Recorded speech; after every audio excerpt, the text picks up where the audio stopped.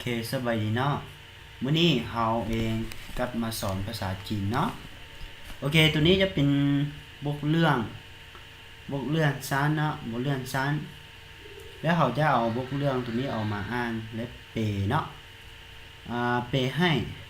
พ่อน้องพ่อมาเปนำกันเนาะมาอ่านมันเฮียนมาอ่านนำกันได้มาเปนำกันเนาะคือตัวยุโรปนี้จะเป็นคำศัพท์ที่ว่าอยู่ในบุกเรื่องนี้ตัวใดมันยากนะเพื่อว่าเอาออกมาเพื่อว่าบันทีพ่อน้องบ่ฮู้เนาะพ่อน้องบ่ฮู้แล้วต้องได้เรียนคำศัพท์ตัวนี้เพื่อเบิ่งในบุกเรื่องจึงฮู้ควรเนาะโอเคเดี๋ยวนี้ โอเคเอามาเว้าภาษาจีนน้อยนึงเนาะ欢迎大家来我们一起学习汉语โอเคคือแถวที่1นี้学习短文学习短文โอเคเรียนบทเรื่องสั้นแปลว่าเป็น学习短文เนาะโอเค学习短文แปลว่าเรียนบทเรื่องสั้นโอเคคือแถวที่1นี้เนาะเขาจะอ่านเทื่อ1หมดเนาะอ่านเทื่อ1หมดแล้วเทื่อที่2เขาจะเปและเทื่อที่3เขาจะกลับมาทวนคืนอ่านไหวนิดนึงเนาะโอเคมาพ่อเรียนนำการเนาะเรียนอ่าน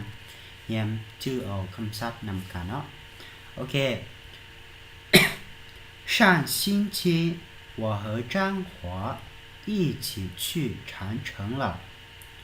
我们终于登上长城了从长城上边往下看风景真美呀俗话说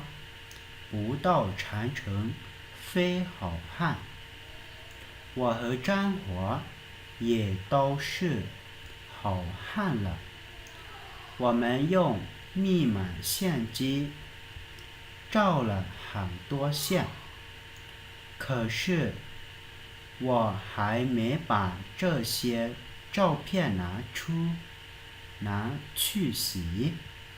因为我最近太忙了没有时间我想把照片都发到张华的邮箱里让他先看看我觉得密码照片不必张华都洗出来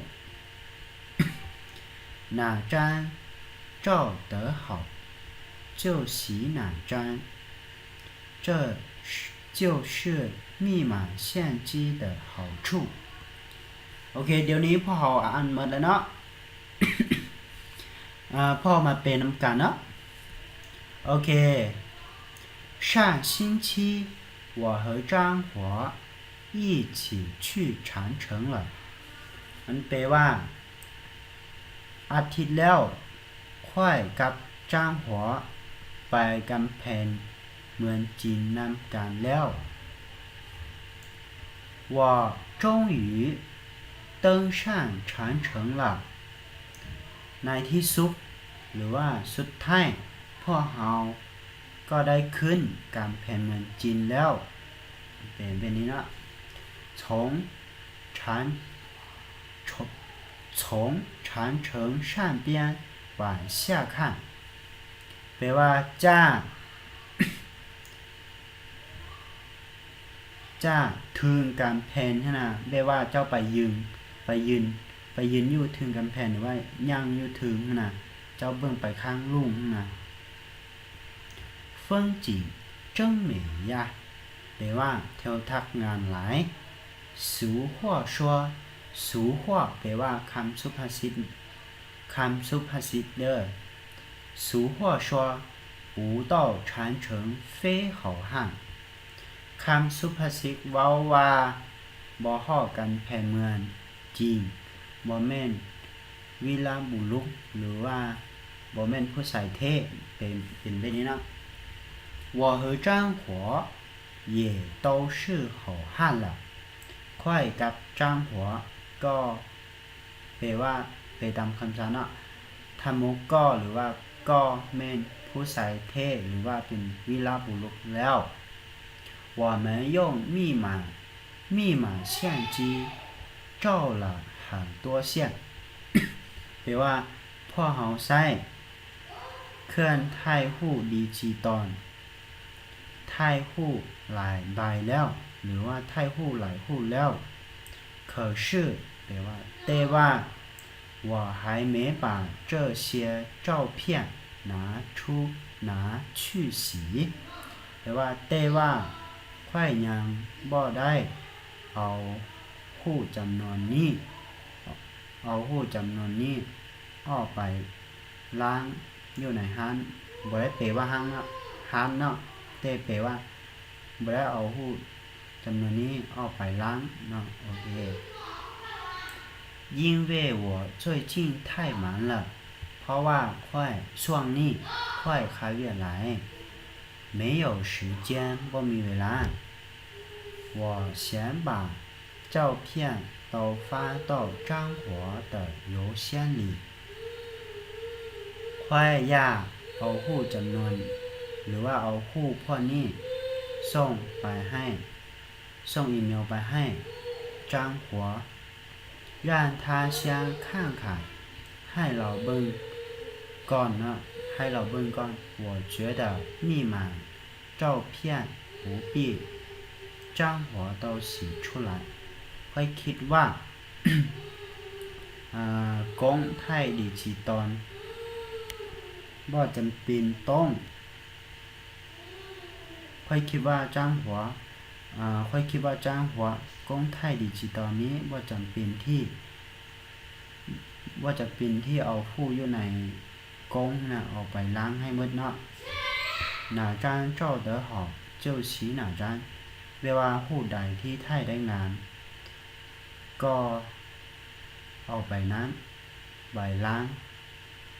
ให้เนาะ这就是密码相机的好处นี่ก็แม่นผลดีของกล้องถ่ายดิจิตอลเนาะโอเคมื้อนี้พ่อมาเรียนหมดแล้วเนาะพ่อกลับมาอ่านประโยคอีกเทื่อนึงเนาะแล้วเขาจะมาอ่านคำศัพท์ตัวนี้หน่อยนึงโอเค上星期我和张华一起去长城了我们终于登上长城了从长城上边往下看风景真美呀俗话说不到长城非好汉我和张华也都是好汉了我们用密码相机照了很多线可是我还没把这些照片拿去洗因为我最近太忙了没有时间我想把照片都发到张活的邮箱里让他先看看我觉得密码照片不必张活都洗出来哪张照得好就洗哪张这就是密码相机的好处โอเคเดี๋ยวนี้พ่ออ่านแล้วเนาะพ่ออ่านแล้วพ่อมาเรียนคำศัพท์ตัวนี้หน่อยนึงโอเคคือคำศัพท์ที่1ตัวนี้ปี้แปลว่าต้องจำเป็นต้องเนาะและตัวนี้นะปูปี้ก็บ่จำเป็นต้องแปลเนาะปูหรือว่าปูแปลว่าบ่เลยเนาะฉะนั้นปี้แปลว่าจำเป็นต้องคำว่าปูปี้ก็แปลว่าบ่จำเป็นต้องเนาะโอเคมีหมาแปลว่าดิจิตอลคำศัพท์ที่3好处แปลว่าผลดีผลเสียหรือว่าผลให้ผลคิดร้ายนะผลดีนะเรียกว่าเจ้าเฮ็ดตัวนี้จะได้ผลดีอีหยังคนหมายเป็นนี้เด้อมันใช้นะสู话แปลว่าคำสุภาษิตโอเคคำสุภาษิตตัวนี้จะอ่านว่า俗话说แปลว่าคำสุภาษิตเว้าว่าหรือว่าคำสุภาษิตเว้าเนาะโอเคคือประโยคตรงนี้เด้โอเคคำศัพท์ที่5แปลว่าเติมออกเสียงง่ายได้ตัวนี้จะมี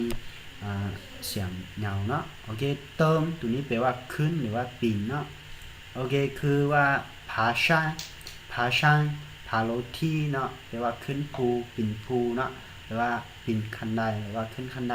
แล้วเจ้าใช้ตึงแต่ส่วนใหญ่เขาจะบ่ใช้ตึงชันตึงโลที่คือว่าบ่เป็นตาฟันเนาะแล้วเขาจะใช้ตึงชันโลที่น่ามันแปลว่าน่าจะได้เนาะน่าจะได้แต่มันบ่คือว่าบ่เป็นตาฟันปานใดโอเควันนี้พอมาเรียนตอนนี้เนาะโอเคคันผู้ใดสนใจติดตาม YouTube ตัวนี้เนาะโอเคขอเข้าใจ再见